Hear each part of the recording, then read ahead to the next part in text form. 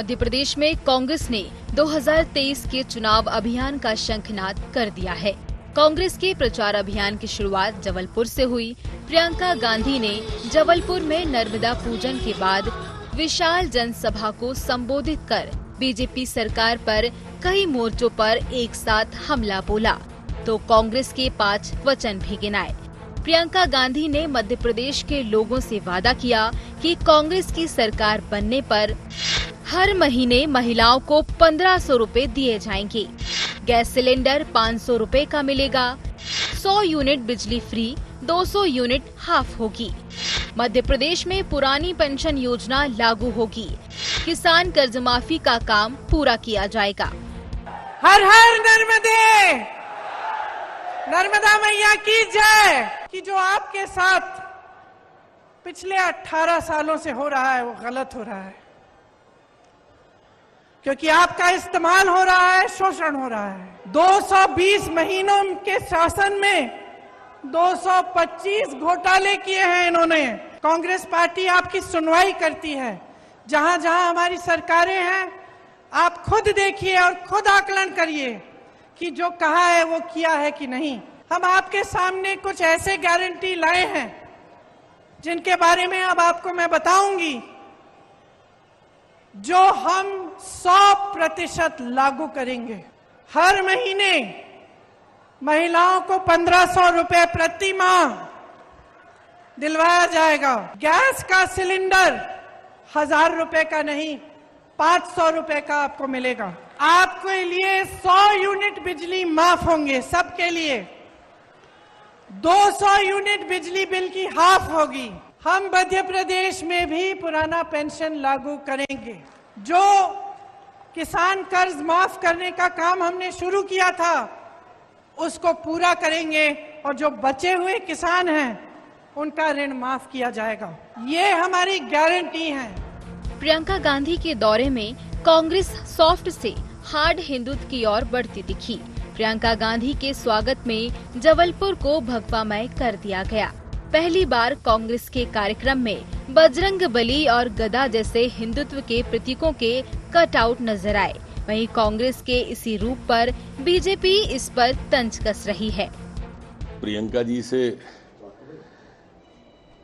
मेरा पूछना था कि संस्कार धानी की जगह किसी और शहर को चुन लेती, और ऐसे लोगों के साथ मंच शेयर कर रही हैं जो महिलाओं को कहीं आइटम बोलते हैं, कहीं टंचमान बोलते हैं। आपको नर्मदा मैया या गंगा मैया की याद चुनाव पे ही क्यों आती है? 5 साल पहले आई, फिर आ गई चुनाव पे। आप ये चुनावी हिंदू हैं, आप ये सब समझते हैं। गंगा जी में डुबकी लगाई थी तो 2 सीट आई थी पूरे उत्तर प्रदेश में 400 में से, और यही हाल मध्य प्रदेश में होने वाला है। बहरहाल प्रियंका गांधी के दौरे से कांग्रेस को कितनी ताकत मिलती है ये तो आने वाला समय बताएगा, लेकिन इतना तो साफ है कि हिमाचल और कर्नाटक के बाद मध्य प्रदेश में भी बड़ा चुनावी चेहरा होगा। उनके दौरे से कांग्रेस ने महाकौशल की 38 विधानसभा सीटों को साधने की कोशिश की है। पिछले विधानसभा चुनाव में कांग्रेस ने इनमें से 24 सीटों पर जीत हासिल की थी, जबकि बीजेपी 13 सीटों पर ही सिमट गई थी। एक सीट निर्दलीय उम्मीदवार के खाते में गई थी। 2018 में राहुल गांधी ने महाकौशल से चुनावी शंखनाद किया था। इस बार प्रियंका गांधी ने बिगुल फूंका है। देखना यह है कि इसका कितना फायदा कांग्रेस को मिलता है। Bureau report, IND 24।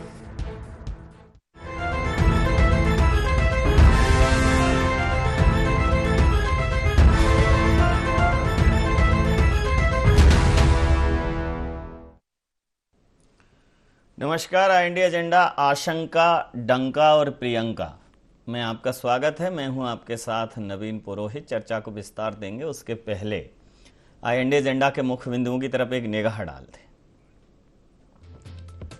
Madhya Pradesh में बजेगा प्रियंका गांधी का डंका। कांग्रेस के 5 वचनों पर कितना भरोसा करेंगे मध्य प्रदेश के मतदाता? सॉफ्ट से हार्ड हिंदुत्व की तरफ क्यों बढ़ रही कांग्रेस? भारतीय जनता पार्टी ने क्यों बताया कांग्रेस के हिंदुत्व को चुनावी पाखंड। नमस्कार, इन्हीं सवालों के साथ चर्चा में आप सबका पुनः स्वागत है। मध्य प्रदेश में सियासी सरगर्मियां एकदम चरम पर हैं और अगर पॉलिटिकल टेम्परेचर की बात करें तो पारा जो है वो तापमापी के चरम तक पहुंच गया है। मध्य प्रदेश फिर गवाह बना एक ऐसे पॉलिटिकल मूवमेंट का, एक ऐसे सियासी घटनाक्रम का जिसमें वही वादे थे लेकिन पार्टी अलग थी।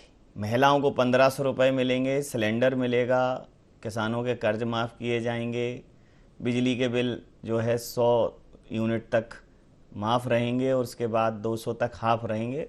इस प्रकार कांग्रेस ने अपनी बात कही। पूरी पार्टी में एक चीज़ बहुत प्रमुखता से दिखाई दी कि पार्टी सनातन पद्धति को अपनाते हुए दिखी।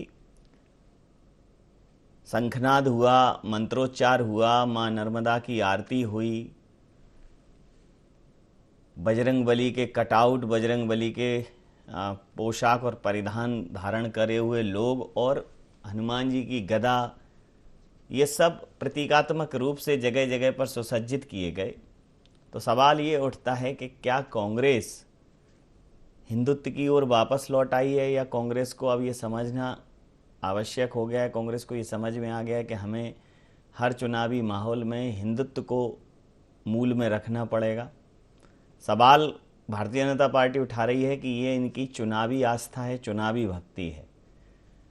निश्चित रूप से जब भारतीय जनता पार्टी ने यह घोषणा की तो कोई धार्मिक कार्यक्रम नहीं था, लेकिन जब कांग्रेस ने घोषणा की तो यह कार्यक्रम धार्मिक था और यही कारण रहा कि कांग्रेस के ऊपर यह सवाल उठ गया। भारतीय जनता पार्टी को एक मौका मिल गया कि उन्होंने धर्म और इस कार्यक्रम को जोड़ दिया। बेहतर होता कि नर्मदा मैया की आरती करती और अपने एक दौरे करती प्रियंका जी और इस समय पे कोई इस प्रकार की पॉलिटिकल बात नहीं करती, फिर उसके बाद पॉलिटिकल बात करती तो शायद ये कनेक्शन भारतीय जनता पार्टी नहीं बना पाती। तो कुल मिलाकर अब ये शंका है कि प्रियंका जी का ये दौरा जो है वो सफल होगा, प्रियंका जी का डंका बजेगा या नहीं। उत्तर प्रदेश में प्रियंका जी बतौर प्रभारी काम कर चुकी हैं और उनको असफलता हाथ लगी। मध्य प्रदेश में वो कितनी सफल होंगी, या तो उनका डंका बजेगा या जो उनके ऊपर आशंका व्यक्त की है कि भाई कुछ नहीं होने वाला है यहाँ, वो फलीभूत हो जाएगी। तो प्रियंका जी का ये जो दौरा न सिर्फ कांग्रेस के लिए, व्यक्तिगत रूप से प्रियंका जी के भी राजनीतिक करियर के लिए एक बहुत महत्वपूर्ण टर्निंग पॉइंट बनेगा, क्योंकि राहुल जी के ऊपर बहुत सारे असफलताओं के दाग लग चुके हैं। तो अब प्रियंका जी, जैसे उत्तर प्रदेश हुआ, उत्तर प्रदेश के बाद अब मध्य प्रदेश, छत्तीसगढ़ और राजस्थान के चुनाव हैं, तो इन राज्यों में मध्य प्रदेश में उन्होंने चुनावी शंखनाद किया। तो इसी मुद्दे पर करेंगे चर्चा। हमारे साथ चर्चा में शामिल हैं फिरोज सिद्दीकी जी, प्रवक्ता हैं मध्य प्रदेश कांग्रेस के, सनवर पटेल जी, प्रवक्ता मध्य प्रदेश भारतीय जनता पार्टी के हमारे साथ हैं, रमेश शर्मा जी, वरिष्ठ पत्रकार हमारे साथ हैं। आप समस्त महानुभावों का बहुत बहुत स्वागत है। सीधा सवाल फिरोज जी, ये चुनावी हिंदू होने का आपके ऊपर आरोप लगा दिया है भारतीय जनता पार्टी ने कि भाई चुनाव के समय पे ही आपको गंगा, यमुना, कावेरी और नर्मदा याद आती। देखिए, ये जो हिंदुत्ववादी हैं, ये हिंदुत्ववादी जो एक्चुअली ये ही राजनीति करते हैं धर्म को लेके। हम तो हिंदुत्व में विश्वास करते ही नहीं है कांग्रेस पार्टी। हम लोग सनातन धर्म में विश्वास करते हैं, सर्वधर्म समभाव में विश्वास करते हैं। और हिंदुत्ववादी ये और बताएं, हम तो ठीक है चुनावी हिंदू है, वो ये बताएं कि नर्मदा जी क्यों साफ नहीं हुई।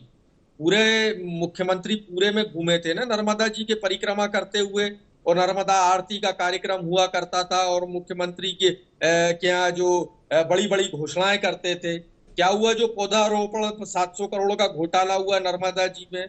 क्या हुआ जो अवैध उत्खनन जो था नर्मदा जी में, क्या वो रुक गया? क्या गंगा साफ हो गई नमामि गंगा प्रोजेक्ट से? क्या महाकाल लोक में जो लोग घोटाले करते हैं और जो राम वनगमन पथ को खाली घोषणा का माध्यम समझते हैं, जो सिंहस्थ में घोटाले करते हैं, जो अयोध्या के राम मंदिर में घोटाले करते हैं, वो हिंदुत्ववादी आज दूसरों के आस्था पर प्रश्न उठा रहे हैं। और ये हिंदुत्ववादी ही कर सकते हैं। सनातन धर्म का कोई भी व्यक्ति किसी के ऊपर किसी की आस्था के ऊपर सवाल नहीं उठा सकता। नर्मदा नहीं जी तो उठते सबकी हैं, है। सवाल उठते हैं। अगर जब जैसे देखिए आप, अगर आप एक हमारे यहाँ चूंकि सनातन संस्कृति में आरती करने के बाद दूसरे को आरती देने की परंपरा है, लेकिन आरती ली तब जाती है जब वो पूर्ण हो जाती है। अब प्रियंका जी का एक विजुअल देखेंगे, उन्होंने आरती लेते हुए विवेक तनखा जी को आरती थमाई और आरती ले ली। तो इसका मतलब है कि थोड़ा सा देखिए, जो सांस्कृतिक, जो हमारे धार्मिक देखिए कर्मकांड है वो उसी तरीके से होंगे, मतलब जो रिचुअल्स हैं वो हाँ, तो वैसे ठीक ही है। हम नहीं। अरे उन चोरों का क्या किया जाए, वो जिन चोरों ने फांसी चढ़ाई नर्मदा जाए, की रेत प्रमाणित खोदी करो। है। उन चोरों में नहीं, हंटर लगाए जाएं। कौन करेगा? प्रमाणित कौन अब करेगा? मूर्तियां प्रमाणित गिर करे, गई। प्रमाणित मीडिया नहीं करेगी ना, प्रमाणित आप करोगे, पर आप शिकायत हाँ। करोगे, आप करो हाँ, शिकायत, और अब ले जाओ अरे वो जो हवा अदालतों में गिर में। गई, मुंह से हो रहा है क्या भाई जो प्रमाणित? अरे वही मैं कह रहा हूँ, जो हवा में गिर गई मूर्तियां हैं, अब उसको भी हम प्रमाणित करें। हवा में मूर्तियां गिर अरे तो गई, हवा में भ्रष्टाचार के ऊपर से लिए कलश गिर पड़ा। आपने तो यही मैं कह रहा लोकायुक्त हूँ। में भाई भूपेन मैं- सिंह जी भाई की ये- शिकायत हुई कि नहीं? वही है मैं कह रहा दर्ज हूँ। हुई कि नहीं भूपेन सिंह जी की अरे लोकायुक्त में? नहीं नहीं, अब वो हमारे विधायक तो जब ही कर चुके थे जब महाकाल लोक बन रहा था।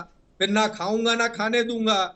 तो जो हिंदुत्ववादी हैं, जो दूसरों को चुनावी हिंदू बोलते हैं, जो दूसरों की आस्था पर, अरे नर्मदा जी से कुछ तो सीख लेते भैया, कि ना उनको मंत्री जी को कहिए नर्मदा जी से कुछ सीख लें कि नर्मदा जी कल कल कल कल करके बहती जाती हैं और हर सबको पानी पिलाती है। ना हिंदू को देखती है, ना वो मुसलमान को देखती है। सारे वनस्पति, सारे पेड़ पौधे, फल जंतु सब प्रकृति नहीं देखती, सबको सिर्फ नदियां नहीं, पहाड़ पर्वत, प्रकृति नहीं देखती ठीक हिंदू है। मुसलमान। मैं तो नर्मदा जी की बात कर रहा हूँ। आज नर्मदा की बात हो रही है ना, तो नर्मदा जी की बात कर रहा हूं मैं। कम से कम वो तो देख लो, किसी की दूसरे की आस्था पर सवाल उठाना बंद करिए। ये जो हिंदुत्ववादी परंपरा है ना आपकी, इसको छोड़िए और सनातन धर्म की तरफ चलिए। और ये जो राजनीति के रोज बयान देने आप खड़े हो जाते हैं ना, भारतीय जनता पार्टी, कि अरे साहब वो ये ऐसे हिंदू हैं, वो वैसे हिंदू हैं, ये चुनावी हिंदू है, इन अपनी गिरबान में झांको और देखो कि कितने बड़े बड़े भ्रष्टाचार किए हैं। कालिक पोत दी तुमने पूरे देश में। हम लोगों के मध्य प्रदेश के ऊपर कि हम महाकाल लोक में भी घोटाले करते हैं, प्लास्टिक की मूर्तियां बनाते हैं। तो ये इस बात का जरा ध्यान रखो, लोगों के ऊपर, आस्था के ऊपर। और जहां तक बजरंगबली का सवाल है, गदा का, तो हम बजरंगबली लाए इसीलिए कि ये जो मुंह बली है ना, ये जो लोग मुंह चलाते हैं खाली, काम नहीं करते, तो इनका सर्वनाश जो है वो बजरंगबली करेंगे। और बजरंगबली जो है वो रक्षक हैं राम राज्य के। और राम राज्य क्या है? समान अधिकार, समान न्याय, सबको अधिकार देना, सबको न्याय देना। वो बजरंगबली उस बात के प्रतीक थे। आप पूछते ये सवाल, ये सनव्वर भाई, उससे पहले ही मैंने जवाब दे दिया। नहीं, आप तो अंतर्यामी हैं, क्या पूछते आपने जवाब दे दिया। आप तो मतलब एक दरबार आप भी लगा लो, तो मेरे को बता दो मेरे पीछे वाले पेंट की जेब में क्या रखा है। आजकल यही तो पूरे टॉप पे यही चल रहा है। वो एक उठ जाए, पहले एक उठ जाए, फिर उसके बाद मैं लगा लूंगा। यही चल रहा है टॉप। मैं भी बता सकता हूँ कि मतलब वो ऐसा नहीं होगा कि इस चर्चा में मैं भी अंतर्यामी, मैं भी बता सकता हूँ कि बिना बीच में बोले मानोगे नहीं आप हैं।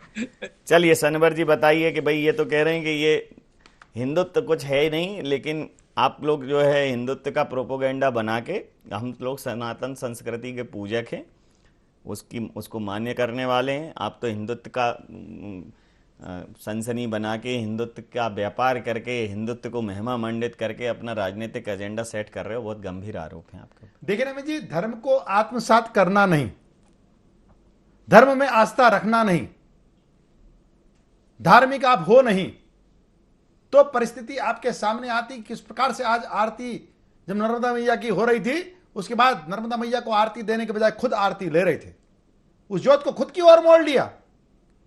यह कब होता है? जब आपके अंदर धर्म ना हो, आप सिर्फ दिखावा कर रहे हो। और हमारे विद्वान साथी क्यों चिढ़ रहे हैं? वो इसलिए चिढ़ रहे हैं क्योंकि आज गलती पकड़ी गई। अब गलती, ये गलती नहीं है, सामान्य गलती नहीं है। जब अंदर से कोई बहाव नहीं होता है तो इसी प्रकार की परिस्थिति आती है। जब अंदर से आस्था नहीं हो तो इसी प्रकार की परिस्थिति बनती है। आप कितनी बार छद्म बनाएंगे? आप कितनी बार नकली आस्था दिखाएंगे? अंततः ये बातें सामने आती है, सच्चाई सामने आती है। और प्रियंका गांधी जी की आज जो सच्चाई सामने आई है, वो न केवल IND 24 दिखा रहा है, पूरा देश देख रहा है। जिस प्रकार के वीडियो आए, तो आपका सवाल करना लाजमी है। लेकिन फिरोज भाई को बजाय उनको धर्म आत्मसात करे ये सीख देने के चिढ़ना नहीं चाहिए। फिरोज भाई चिढ़ रहे हैं बैठ कर, हमारे विद्वान साथी कह रहे नहीं साहब। मैं सिर्फ इसको ऐसे समझ लीजिए फिरोज जी कि जैसे नमाज पढ़ने की, नमाज अदा करने की अपनी एक प्रक्रिया है। अब कोई कहे कि हम किसी दूसरे पर्टिकुलर आसन में नमाज कर सकते हैं तो अपरिहार्य है भाई, वो तो सुनता है ऊपर वाला, बहुत बहुत दयालु है, आप कुछ भी कहेंगे करेंगे किसी भी पद्धति में वो स्वीकार करता है। लेकिन ये यह प्रदर्शित जरूर करता है कि आपको उस चीज का ज्ञान है या नहीं। तो मेरा कहना यहाँ, प्रश्न मेरा यहाँ रमेश शर्मा जी से, हो सकता है मुझे इस बात का अल्प ज्ञान हो, लेकिन जहां तक मेरा ज्ञान है, जहां तक मेरी समझ है, मंदिर में हो, किसी धार्मिक कार्यक्रम में हो, पूर्णाहुति के बाद या आरती संपन्न होने के बाद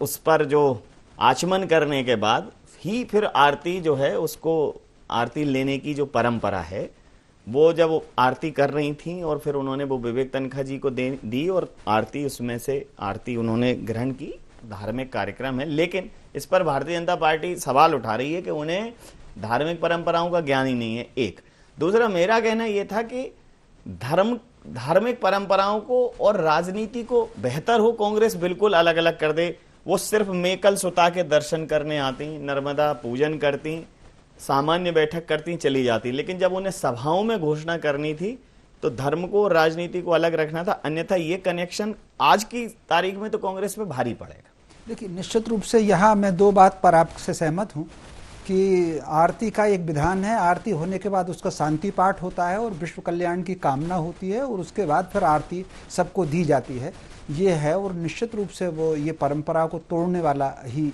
दृश्य है आज का, ये बात सही है। लेकिन अब इसमें एक और बात मुझे कई बार आश्चर्य लगती है कि वो हिंदुत्व को इनकार करते हैं।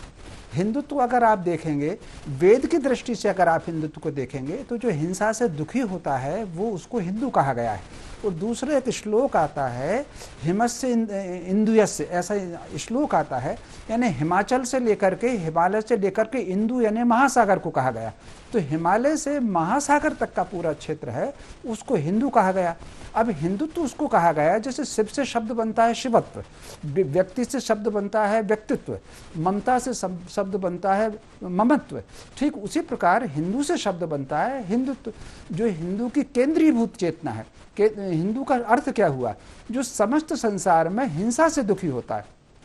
जो अहिंसा, ऋग्वेद के 10वें मंडल में इसकी परिभाषा भी आई है कि जो सत्य, अहिंसा, परोपकार और क्षमा का आचरण करता है, वो जो चेतना केंद्रीभूत चेतना होती है, जिस प्रकार व्यक्ति के सौम्यता के स्वभाव की केंद्रीभूत चेतना सौम्य होती है, उसी प्रकार ये हिंदुत्व होता है। तो एक तो हिंदुत्व होता है, इस बात को समझ रहा है सर। वो फिरोज जी की ब्रिकोटियां चढ़ रही हैं, इसलिए से सामान्य भाषा में उनको, मतलब एक सामान्य भाषा में उनको शायद समझ नहीं पड़ रहा है, बहुत तो से समझ रहे हैं। इसको मैं बंद कर देता हूं, इसको छोड़ देता हूं, मुझे आ रहा है समझ में, तो आप बोलते रहिए। आधारभूत चेतना और ये सब चीजें थोड़ा ठीक है, इसको छोड़ देता है। तो कुल मिलाकर के हिंदुत्व होता है, एक बात हो गई। सनातन उसको कहा गया है जो समय के आरंभ से लेकर के समय के अंत तक जिसको रहना है, उसको सनातन कहा गया है। ये भी ऋग्वेद में आया है, ये शब्द भी ऋग्वेद में आया है। सनातन मूलतः यूनिवर्सल है, निश्चित रूप से समाज जो सार्वभौमिक है सदैव, अच्छा, है वो सनातन। नहीं, आप अगर देखेंगे तो सनातन में निश्चित रूप से आपने सार्वभौमिक है, उसमें कहा गया है विश्व का कल्याण हो, प्राणियों में सद्भाव हो। तो प्राणियों में सद्भाव में केवल मनुष्य नहीं है, उसमें आपको चींटी से लेकर हाथी तक सारे प्राणी उसमें आते हैं। तो कुल मिलाकर के वो परंपरा। मैं प्रतिक्रिया ले लेता हूँ फिरोज जी। एक देखिए, ऐसा नहीं है कि ये लोग पॉलिटिकल प्रोग्राम, मतलब धार्मिक प्रोग्राम नहीं कराते और उसके पीछे इनका पॉलिटिकल माइलेज लेने का प्रयोजन ना हो। जैसे अभी कहीं एक शिव पुराण की कथा चल रही है, एक मंत्री जी के द्वारा, या अभी कुछ दिनों पहले एक राम कथा हुई थी, वो भी एक पॉलिटिकल व्यक्ति थे। अन्य जगहों पर कथाएं हो रही हैं, वो भी सब पॉलिटिकल माइलेज लेने की उनमें एक उनका निहित उद्देश्य है, उसमें होगा ही। लेकिन चूंकि अगर आप किसी कामना के वशीभूत होकर भी धार्मिक आयोजन करा रहे हो, तो ये है हमारे संस्कृति में, उसमें लिखा है कि जे सकाम नर सुने जे गावें, सुख संपत नाना विद पावें। माने अगर आप किसी कामना के साथ भी वो करा रहे हो कि भाई ये कथा कराए देते प्रभु, इस बार अच्छे माइलेज से जिता देना, तो चलेगा।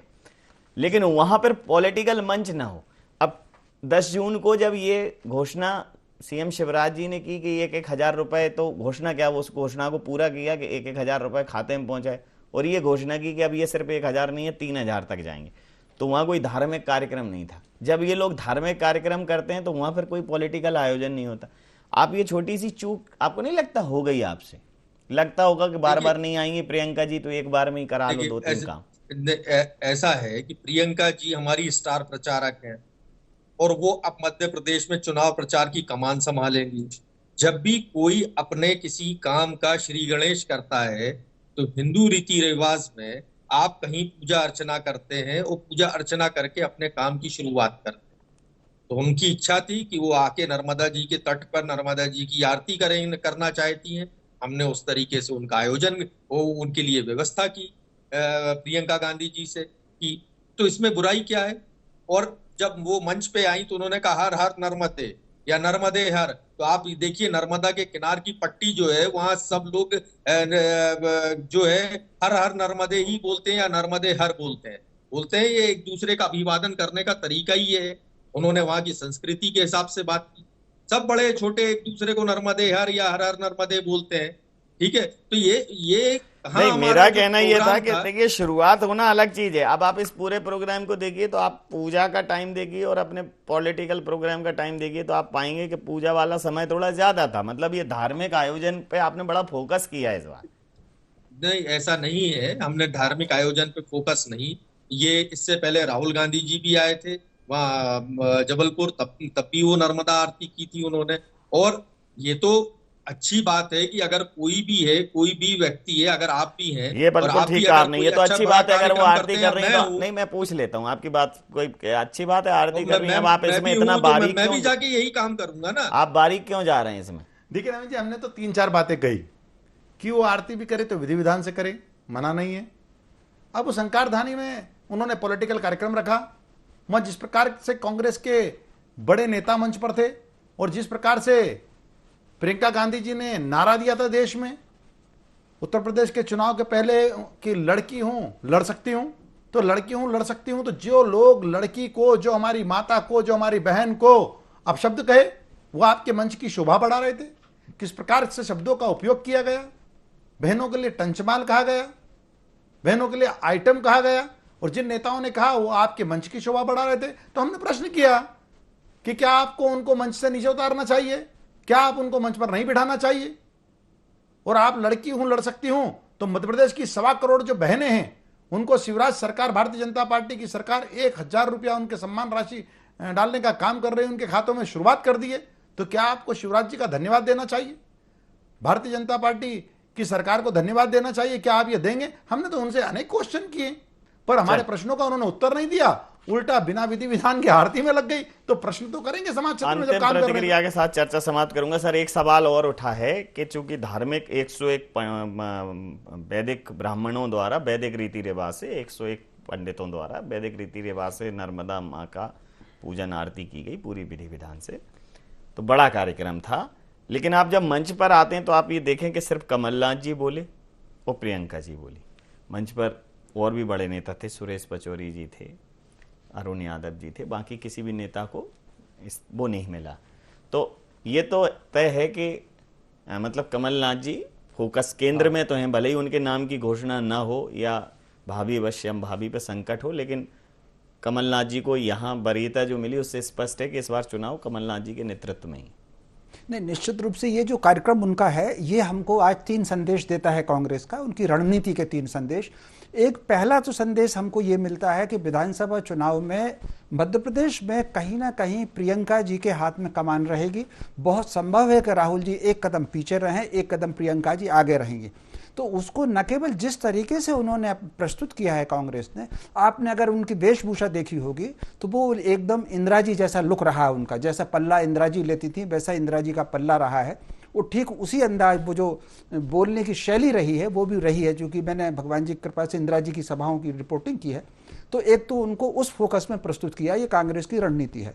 दूसरी जो है कमलनाथ जी को प्रस्तुत करने के पीछे भी उनका यह है कि वो दो चेहरों के साथ विधानसभा चुनाव लड़ेंगे। एक कमलनाथ जी का चेहरा होगा और दूसरा जो चेहरा प्रमुख चेहरा होगा वो प्रियंका जी का चेहरा होगा। इन दो के साथ उनकी रणनीति मुझे एक साफ दिख रही है। चूंकि एक और बात कहकर मैं बात को विराम देना चाहता हूं, आप अगर इस परिवार को देखेंगे, आरती में निश्चित रूप से उन्होंने गलती कर दी, लेकिन उसको हमको ज्यादा ध्यान नहीं देना चाहिए। उसका कारण यह है कि उनकी माता जी जो है वो भी इस परंपरा की नहीं है, सनातन परंपरा की। जिस परिवार में उनका विवाह हुआ है वहां भी ये परंपराएं प्रचलन नहीं है, तो वो अगर किसी चीज को गलती कर देते हैं तो उसको छोड़ देना चाहिए। उनके नाना और दादा भी इस परंपरा के नहीं है। हाँ, दादी उनकी बहुत आस्थावान रही हैं, तो उसको हमको छोड़ देना चाहिए। लेकिन कहीं ना कहीं इंदिरा जी के लुक में वो प्रस्तुत होंगी, ये एक बातचीत आज की सभा से जरूर लगता है। जी, समय सीमा के चलते मैं ये चर्चा यहाँ समाप्त करूंगा। आप समस्त महानुभावों का बहुत बहुत धन्यवाद, बहुत बहुत आभार। तो मध्य प्रदेश में 12 जून का दिन कांग्रेस के लिए ऐतिहासिक बनेगा या नहीं, यह तो आगे आने वाला समय बताएगा। और यह आशंका कि प्रियंका गांधी जी उत्तर प्रदेश की तरह यहां भी फ्लॉप साबित होंगी, यह फलीभूत होगी, यह सच साबित होगी, या प्रियंका जी का डंका बजेगा और प्रियंका जी को लेकर जो कहते हैं कि उनके अंदर इंदिरा जी की झलक है, तो वो अपने आप को यहाँ आयरन लेडी के तौर पर प्रस्तुत करेंगी। और अगर उनके नेतृत्व में या उनके समन्वयन में चुनाव लड़े जाते हैं तो मध्य प्रदेश में कांग्रेस कुछ ऐतिहासिक कर पाएगी। ये सारे वो सवाल हैं जो अनुत्तरित हैं, उस समय आने पर ही इनके जवाब मिलेंगे। तो देखना दिलचस्प रहेगा। इस बार लड़ाई बहुत दिलचस्प होने वाली है चुनावी। धर्म से लेकर मजहब तक, समाज तक, किसी भी विषय में कोई भी दल पीछे नहीं रहना चाहता है। चाहे वादे हों, चाहे योजनाएं हों, सब एक से बढ़कर एक अपने आप को प्रस्तुत करके दिखा रहे हैं, करना चाहते हैं। तो मुकद्दर का सिकंदर कौन होगा, ये तो जनता जनार्दन ही तय करेगी। IND एजेंडा में इतना ही। आप बने रहिए IND 24 के साथ और देखते रहिए IND 24। नमस्कार।